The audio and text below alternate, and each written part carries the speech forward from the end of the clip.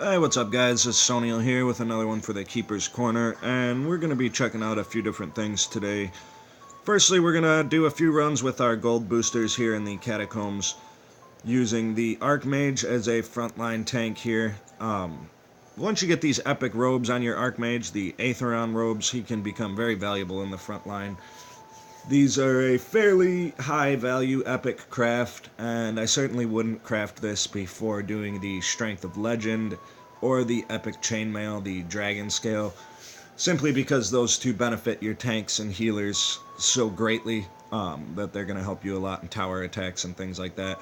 However, of course, the Warlock and the Archmage being the two best DPS heroes for the tower attack area, these robes will eventually become a necessity in that end too.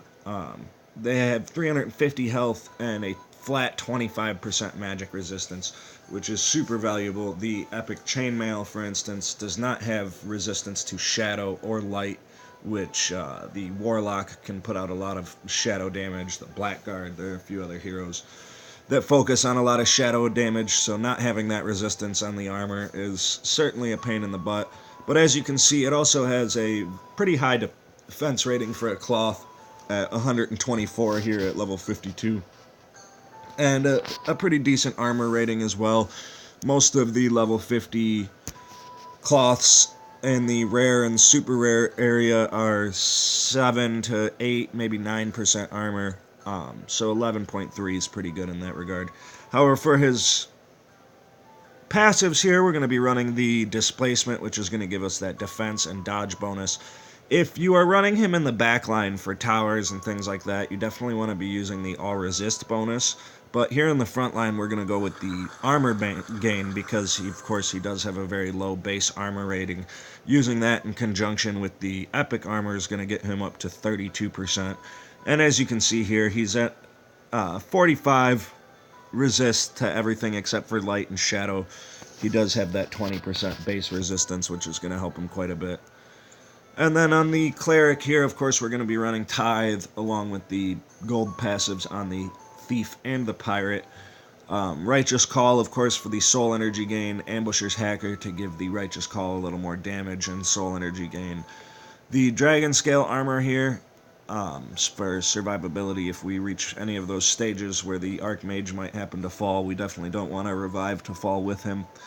The pirate here is going to be using a support build of the captain of the ship to boost the Archmage's armor another 17%, which will get him up close to the 50% range and make him truly viable in the front line there, as well as the HP bonus and pistol volley for the AoE line damage there on Defy Death guys. And with the Bloodletter and the Vest of the Flayer equipped on him, he'll get that 60% crit damage bonus.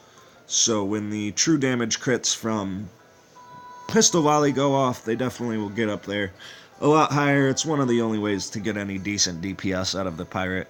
Hopefully he'll get a buff in the future of some sort, because otherwise his DPS does leave quite a bit to be wanting. And we will be running the gold boost passive on him as well, just like we are on the other two. And the thief will be running with the ambushers and the epic leather here. We're going to be using backstab, cheap shot, and envenom.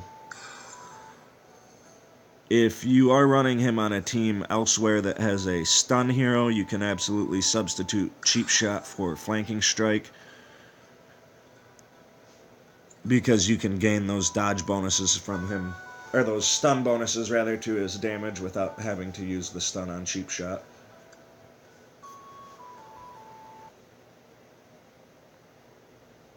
Now this is of course a little slower than the speedruns team that I had shown previously, using the shaman, the archmage, and the ninja.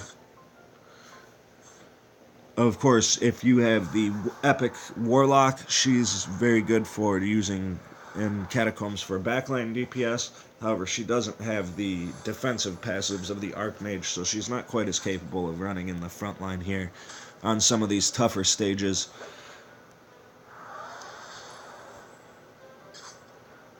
And that's another important thing when you're running the Archmage up front, is you do have to heal him, or cleanse him of things like Repentance and other debuffs. He's not quite as tanky as the Blackguard or the Knight, so he does need a little help on the end of resistances and whatnot. The Charismatic Leader bonus from the Cleric is going to get his all resists to a pretty reasonable level where he's not going to take much damage from magic and whatnot. So what we're left to worry about is the true damage and melee attacks and whatnot. True damage especially because his base defense isn't in the thousands like the Knight and the Blackguard can get. But nonetheless, he still makes a very viable frontline hero under the right conditions. And if you're using this team almost exclusively for your emerald chests, your special campaigns, and your catacombs, you're going to be gaining a very significant amount of bonus gold. For example, in the catacombs here, stages that drop about 400 gold with these skills where I have them are giving me an additional 300, so you're netting 700 gold per catacombs run.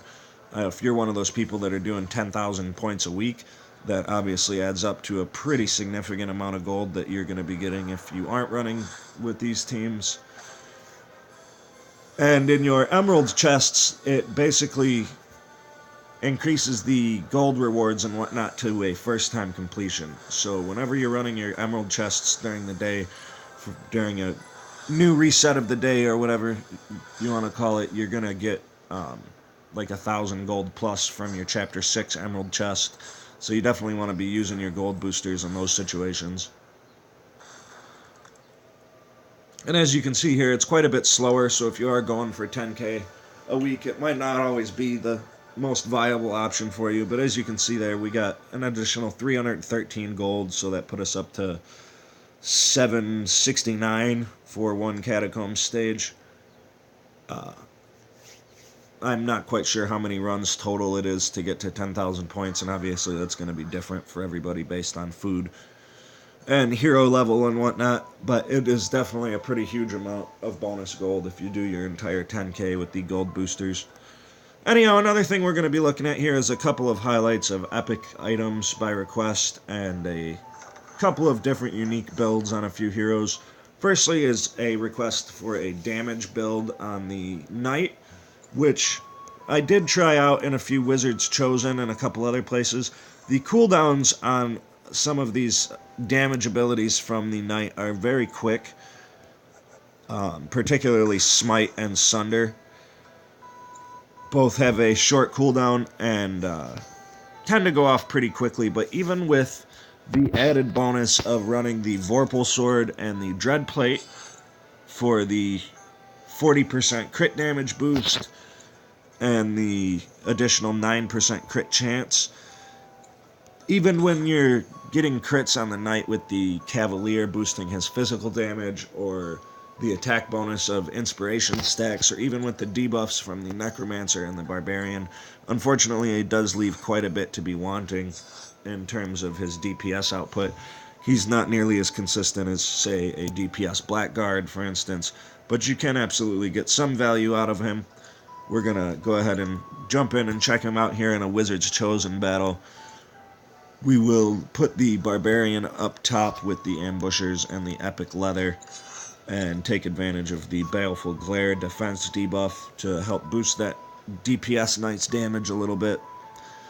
And I usually run her with the Vest of the Flayer for the enemy dodge reduction and crit damage. Both of those combine very well with the Ambushers. However, for these purposes, we're going to be using the Great Wormhide, because we are not running a full tank Knight, and our backline heroes are going to be a little more vulnerable than they traditionally would. And for that same reason, I'm going to be switching over to the Aethron Robes for the Necromancer. Again, I typically prefer the cooldown reduction and initiative bonuses for him, so that he can get as many enfeeblement rays off as possible. But in this particular build, we're going to want to be focusing as much as possible on survivability. And to that end, we're going to be going with a Moon Mace and Epic Chainmail on the War Master. Again, traditionally you would run a run with the cooldown reductions on him of the Chainskin and Ambusher's Hacker in order to get off as many of those group buffs as possible. Battle Fury, Call to Arms particularly. Take Charge on the War Master is not as great of a spell as the other two. Typically, you're going to want to substitute Heavy Bash in that last spot because he can get some decent damage off while wearing the Ambushers. And on the Knight here, if you are using him in the backline, I suggest the health bonus over the armor bonus. If you are using him like I am here in the front line, you're definitely going to want to use that armor bonus over the health bonus to reduce any incoming melee damage and things like that.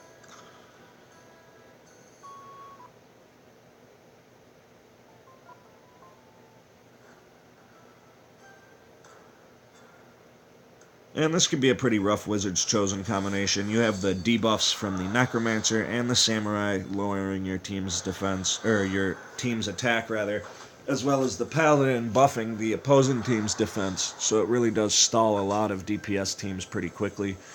The appropriate match for a team like this would be a Spell Sword or a Sustained team. The Spell Sword, of course, would debuff or dispel the Paladin's defense buffs, and a Sustained team would be able to heal while you stack things like Inspiration or Shield Tactics to match their defense levels and offset their attack and defense debuffs on you.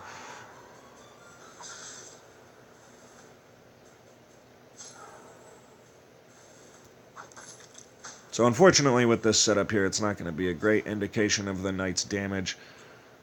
It does give you an opportunity to see how well some of these other heroes work together, particularly this backline here. The Barbarian can truly be a one-woman DPS machine under the right conditions. Her true damage proc and the high damage of the Ambusher's Hacker at early levels can definitely make her a dominant force in PvP from the 37 to 45 range. And if you keep up with her stars and whatnot, she definitely stays effective past 45, even up into the 50 range. However, you have to continue to upgrade or recraft her a new Ambusher's Hacker if you make your first one right at level 37 there. Because the damage difference is certainly significant when you get those additional 10 or 15 levels on it.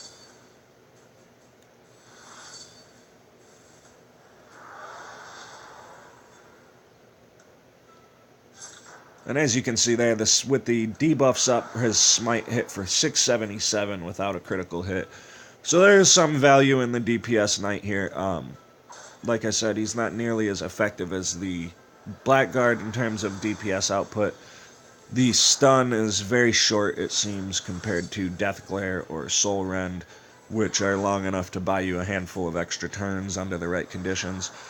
And it's not as effective as, say, a group stun like the Templar or the Ninja, which will typically buy you an additional turn or two over an opposing hero, and in PvE and such, it can buy you a whole litany of turns. However, he does match fairly well against a lot of these teams here in the Wizard's Chosen. Even without a healer, he survived long enough for my backline to do decently against this leftover Necromancer. However, the value of a full defensive Knight, I think, is just simply too high to pass up in lieu of this crit build. When used under the right conditions, you really don't need any kind of healing for a full tank Knight build. And he really does just survive through so many things because you can get him into that 60% armor and 1200 defense range, where with 3 stacks of inspiration going, he has more defense than almost any hero is going to have attack. So he's always going to get that significant reduction to the incoming damage that he's taking. And now you can see here on the second team, I'm using the Blackguard, the Druid, the Amazon, and the Shaman. This is not a traditional team for me. I split up my traditional teams in order to preview that first one. However, if you are using a frontline Blackguard like I am here, you want to be running the Hell's Bulwark passive on him for the bonus defense and armor. And it doesn't hurt to run the Shadow Shroud, but you definitely want to be running the Tendrils of Shadow for the bonus HP gain on that self-heal. And the Cover Allies here on the Amazon certainly helps for survivability in those situations. Now, typically on the Druid in a PvP build, I would be running the Rod of Ruin with Cyclone, Entangle, and Vigor, and the passive to increase the Cyclone and Entangle damage. A lot of higher level players will suggest the Thunder Staff on the Druid for the higher defense gains and single attack damage. However, the double element on the Rod of Ruin gives really great soul energy gains when using Cyclone and that passive to boost the damage on it. So she not only becomes a great DPS output and matches well against another Druid or other things like that when using the Rod of Ruin, she really keeps that soul energy bar up to keep pushing out those DPS skills from other heroes like the Frenzy from the Amazon or the Soul Rend from the Blackguard. I typically like to pair her with the first team that I was using there, and the Blackguard in place of the Knight, the Druid in place of the War Master, and let the Barbarian and Necromancer handle just the debuffs while the Druid keeps everyone alive. That team is pretty much undefeated in both hero battles and Wizards Chosen battles for me, so it's definitely a great team to invest in. The Druid and the Barbarian are both very, very high value rare heroes, so you want to be pushing for their stones as often as possible. But as you can see there, that's an example of a crit build for the Knight without using his threaten or parry abilities. Again, I do feel that the taunt and the armor bonus and damage reduction from threaten and parry are simply too great to pass up in lieu of attempting a DPS build for him, as well as the investment of an additional Vorpal Sword and Dreadplate for him being so high. And another thing we're going to check out really quickly is a few different epic items that we've crafted recently. One of those being this String of Gods for the Archer and the Ranger. This is a pretty high value epic despite the high cost. However, I would not pursue it before things like the Rod of Ruin, Dark Defender, Ambusher's Hacker, but it does make the Archer an incredibly valuable PvE hero with his line damage and self buffs, as well as his increased damage to low HP enemies and things like that. You can really manipulate situations in PvE to get some huge damage output from him. And it is a very, very good bow for the Ranger. The damage, as you can see, isn't quite as high as things like the Frost Spike at equivalent levels, but it does have a very good base attack and defense rating, as well as the 3% armor and 150 health, which really help the Archer with his low health and armor rating, but additionally helps the Ranger quite a bit with her tank abilities and her ability to frontline. If we can find my lowly little level 6 3-star Archer Ranger here. As you can see, I've not been using my Ranger very much, which I will get to her eventually. The few great values on the Ranger are, of course, her passive here that increases your team initiative. Now, this does increase by 0.01 initiative for every level you have on her, so at 7 stars at a skill level of 10, it does give a 1.0 bonus initiative to your team. But her greatest value is, of course, going to be in this percentage-based defense boost, meaning the better the armor and equipment on her, the more defense you're going to gain from that passive. A lot of these heroes that have percentage-based buffs, whether they be active skills or passive skills, are going to allow you to reach some outrageous defense and attack numbers. That's part of why the Paladin and War Master work so well together in PvE and other places. Anyhow, that's all we have for you right now. We'll be back and have a couple more videos highlighting a few different builds and epic items on different heroes.